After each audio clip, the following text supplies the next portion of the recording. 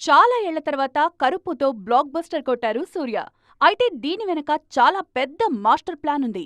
ఆయన గత ఫ్లాపుల్ని దృష్టిలో ఉంచుకుని కరుప్పు సినిమా బడ్జెట్కు తగ్గట్లుగా 70 కోట్లకు మాత్రమే బయ్యర్లు అమ్మారు. దాంతో యావరేజ్ స్టాక్ వచ్చినా కూడా 4 రోజుల్లోనే ఈజీగా రికవర్ అయిపోయి బ్లాక్ బస్టర్ బాట పట్టింది. కంగువ బడ్జెట్కు తగ్గట్లు 140 కోట్లకు అమ్మారు. ఇక రెట్రో సినిమాను 80 కోట్లకు, తాజాగా కరుప్పును 70 కోట్లకు అమ్మారు మేకర్స్. మోహన్ లాల్ దృశ్యం 3 విషయంలోనూ ఇదే మ్యాజిక్ జరిగింది.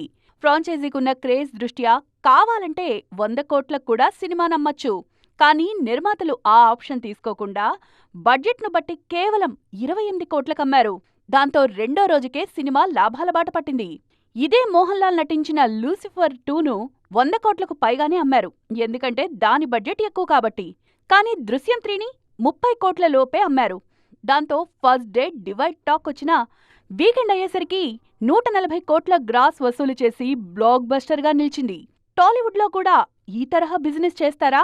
హీరో ఇమేజ్, మార్కెట్ కాకుండా బడ్జెట్ ప్రకారం రేట్లు ఫిక్స్ చేస్తారా? ఈ స్ట్రాటజీ మన దగ్గర ప్రాక్టికల్గా సాధ్యమేనా?